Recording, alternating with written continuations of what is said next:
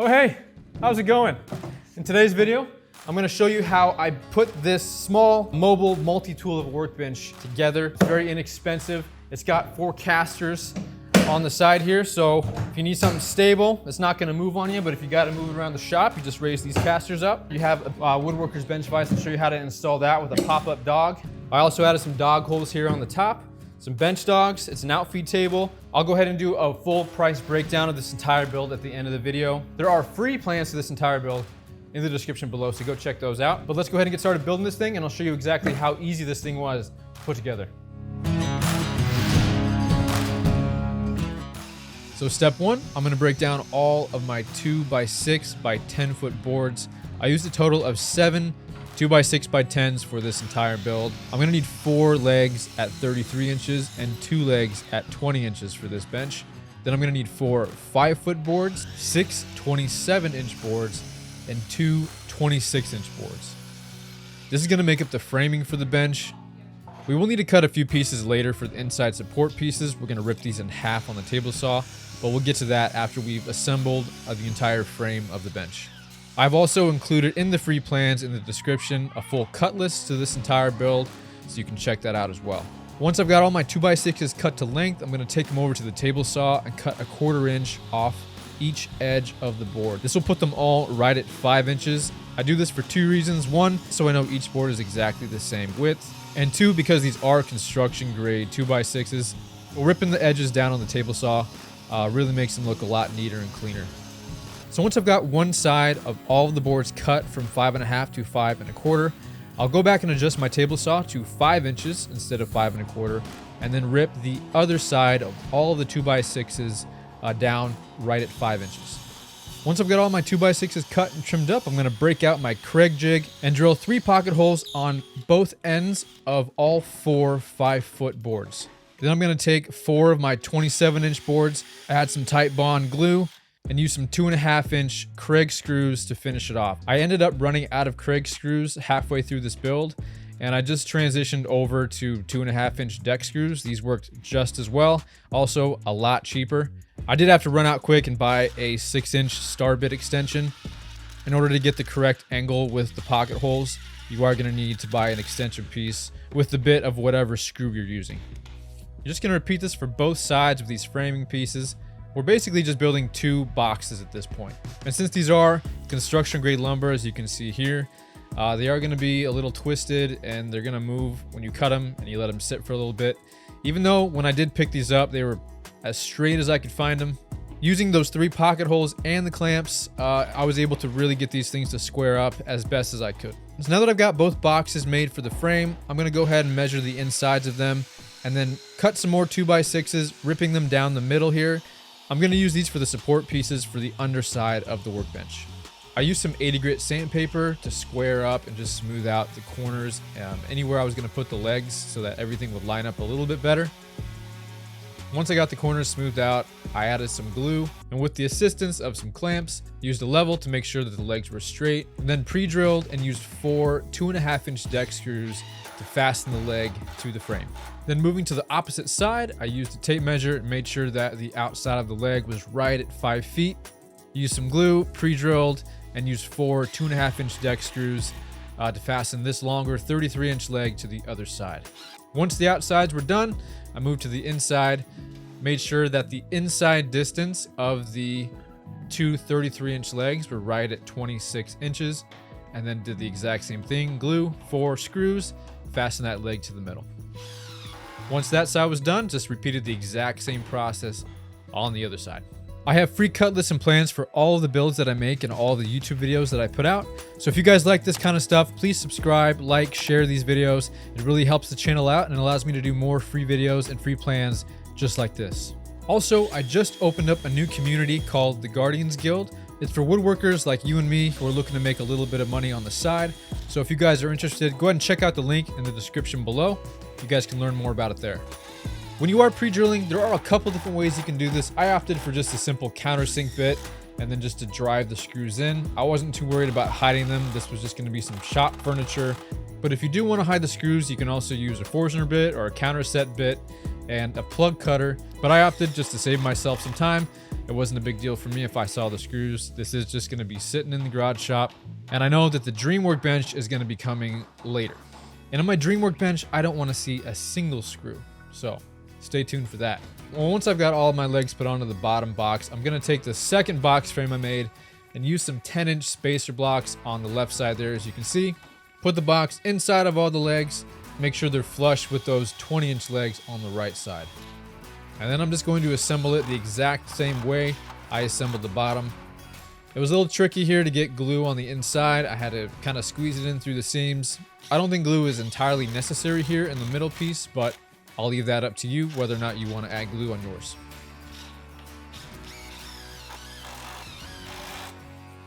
And moving right along here, I'm going to move the frame I have so far onto the floor and going to put those top frame pieces on. But first, I'm going to need to add 3 pocket holes to both sides of the 27-inch pieces I have left, and both sides of the, or both ends, I should say, of the 26-inch pieces I have left.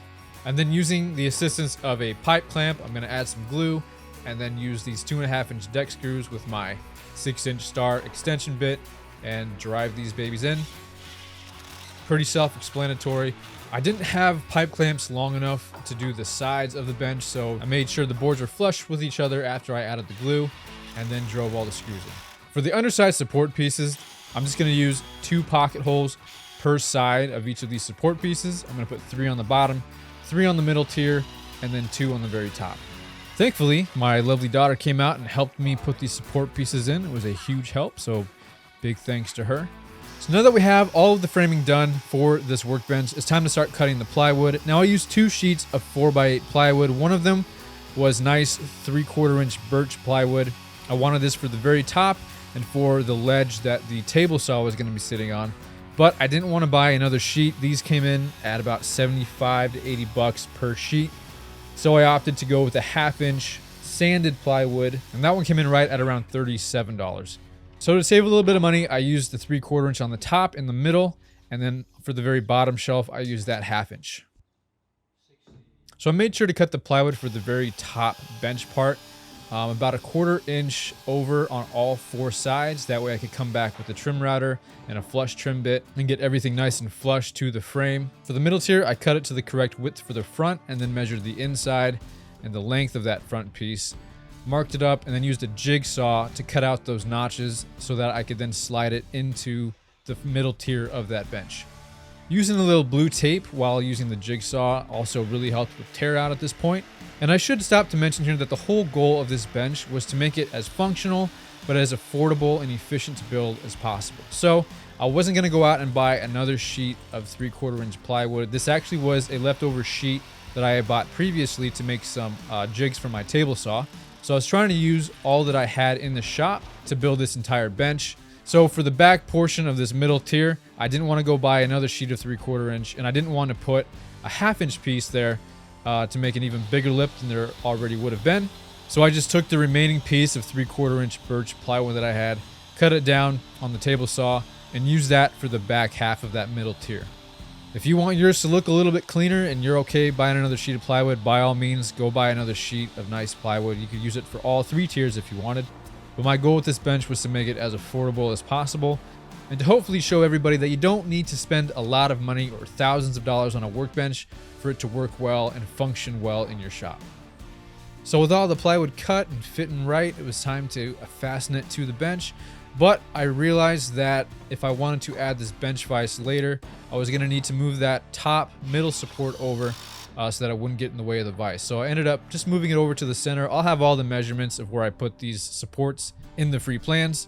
But after I got the support moved over, I went ahead, put some glue down, put the plywood on top, used some clamps to hold it in place so that it was overhanging properly on all 4 sides, and then marked with my pencil where to pre-drill, and then ran 1 5/8 screws around the entire top and through the support pieces in the middle. I made sure when driving the 1 5/8 screws in that I pushed them pretty far down into the wood, not too far, but within reason far enough down so that they were definitely below flush with the wood. Because I am putting Formica on the top of this, I didn't want them even close to the Formica to risk pushing up and making a bulge underneath. And as you can see here, because I'm using that scrap piece of plywood for the back end of the middle tier, I'm moving the support piece underneath to line up with the seam that's going to be there so that I have something to secure that edge to. You only have to do this if you're using a scrap piece like I am. If you're using one continuous piece, you can just leave that support piece where it is. Once I got the middle tier and the bottom tier plywood secured down, it was time to pull out the trim router with a flush trim bit and go around the top. I was pretty happy with how it came out. It's not perfectly straight. Nothing was perfect about this bench, but that wasn't the point. The point was to make something functional, fast, and cheap. So after making sure the top was flush to the frame, I went around the middle tier as well. And while everything was super messy before I pulled out the vacuum to clean everything up, I thought right now was a good time to go over everything with 80 grit sandpaper and then 120 grit after that, wiping everything down with a clean rag when I was done sanding. Now this step is completely optional if you don't want to pay the $57 for a 4x8 sheet of Formica. You don't have to, but I wanted this on my workbench because glue doesn't stick to it. It's easy to clean up. It looks nice, and since this is an outfeed table, it will help the wood slide smoothly across the surface. So laying this laminate on top, I wanted to make sure it stuck out about 1/4 inch on all 4 sides. I clamped it down to keep it from moving and then marked underneath it with a Sharpie. Laid it down on the floor and used a straight edge and a utility knife to cut it. I tried cutting with some sharp shears, but this ended up just making it chip. So quick tip here, do not use scissors or shears to cut your Formica or your laminate. Use a very sharp utility blade, or they say you can also use a circular saw if you want to use that. If you want to lay it down on some foam, you could probably do it that way as well. To secure this laminate to the top of the bench, I'm going to use some DAP contact cement. We're going to put a nice thick coat on the wood. This wood is very absorbent. So when I put this on, I put it on thick and did 2 coats of it. I did the exact same thing to the underside of the laminate. And I let this dry for about 30 to 45 minutes. It should be tacky to the touch and look glossy. At least that's what the can says. It means you put on enough. If it's not glossy looking, you should probably put some more on before you lay the laminate on top. This will stick immediately once you touch the 2 surfaces together. So I used some scrap wood underneath it and then just slowly removed the boards as I evenly pushed across the entire top.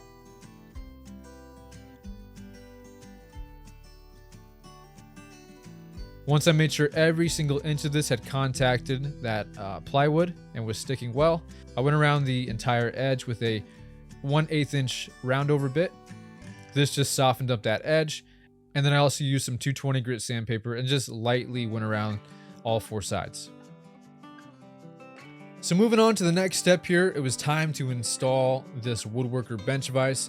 So I just held it up to roughly where I wanted it. I wanted that pop-up dog to be able to stick up above the surface of the table. And you are supposed to add wood inserts to the inside of this vise. I'm not going to do that in this video, but I will probably add some wood to this in the future. But after just marking it with a pencil and then checking the measurement and how level it was with the tape measure, I used a jigsaw to cut out the shape of it and then softly tapped it in with a rubber mallet. For the screws, I'm actually just using some wood screws with a washer on it. These are some extra screws from past projects, so instead of going out and buying more, I just use these. You can use pretty much any wood screw and washer that you have laying around. I would just recommend something 1.5 inches or longer so that it's strong enough and holds the vise in place. Once I made sure the vise was gonna fit, I took it back off, and then it was time to use this special walnut stain. You can use whatever stain you like, but I got some special walnut stain and stained the entire workbench with this. So while I was waiting for that first coat of stain to dry, I went up to the top surface of the table and started marking for the bench dog holes. I wanted 12 total on top, 3 wide and 4 deep, all spaced 4 inches apart. I ordered some aluminum bench dogs on Amazon. They're about 15 bucks. I'll have the links to those in the description, along with all the other materials and tools that I used in this build. And to drill these holes, I used this drill press thing that I forgot the name of, but I'll also have that linked in the description. And used a 3/4 inch paddle bit and then a 1/8 inch roundover bit to soften and smooth out those edges. I've really been needing something like this in my previous builds. It's really handy, especially if you don't have an extra person in the shop to help hold stuff. So using these dog holes along with a woodworker's vise on the side, I'm very excited to use. I used some stain and a cloth just to stain the inside of the hole so it would match the rest of the bench, and then cleaned everything up with some denatured alcohol. After that first coat was dry, I went over it again with a second coat of stain, wiping off all of the excess, and then did a couple coats of polyurethane, sanding lightly in between the coats. So now it was time to install these casters. I got these for just under 40 bucks on Amazon. I'll have the link in the description if you guys want to check them out. I've been pretty happy with them so far. They're very easy to install. They come with a template. You just line it up with the floor, and then you can drill your holes. They say in the instructions you can get away with using only 2 of the holes, and it's strong enough to hold up your bench. Obviously, I'd prefer to use all 6 of these holes, but the way I built this bench and where this bracket needed to go, I was able to figure out a way to use 4 of the screw holes. These casters are really easy to engage and disengage, and to prove that, actually, I'll show you my daughter. She came out. I told her I'd open a popsicle for her as soon as I was done testing the casters out, so she went ahead and helped me finish up a little quicker so I could get to opening that popsicle for her. But this just proves how easy it is to engage and disengage these casters.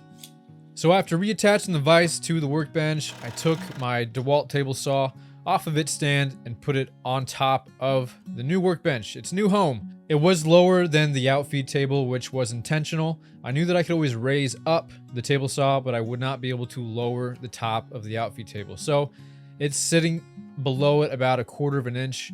I just stuck some washers underneath it for now to raise it up. I'm gonna just use clamps to secure it. I want to live with it and work with it for a little bit before I fasten it to the workbench, just to make sure I have it in the exact spot that I want it. I've been needing a workbench like this for a long time. I've been working on a flimsy plastic folding table for a long time, so I can't wait to put this bench to good use. So I'm going to go ahead and break down the price of this thing for you and show you how much everything costs by itself. So for the 7 2x6x10 boards, they were $8.21 a board, coming in at $57.47. I used one 4x8, 3¼ inch piece of plywood. I paid $75.54. I just bought some standard sanded 4x8 1/2 inch plywood, and that came in at $36.65. The Ronald workbench caster wheels, 4 of them in a pack, was $38.69. The aluminum bench dogs here were $14.99. The Pony medium duty vise that's holding this subscribe sign right now, which don't forget to subscribe, came in at $42.21. We have the special walnut stain, $15.99. The polyurethane, a quart of it was $14.97. Screws and glue, roughly $7 to $10 there. The Formica laminate, which is also optional, came in at $57.60. I got that from Home Depot online. They didn't have it in the store, so I had to order that. So the total of everything together was $361.11. So just the wood here, no bench dogs, no laminate top, no caster wheels, just the wood, screws, glue, and the pony vise here. That comes in at $218.87. If you guys like this video, I bet you like this one right over here.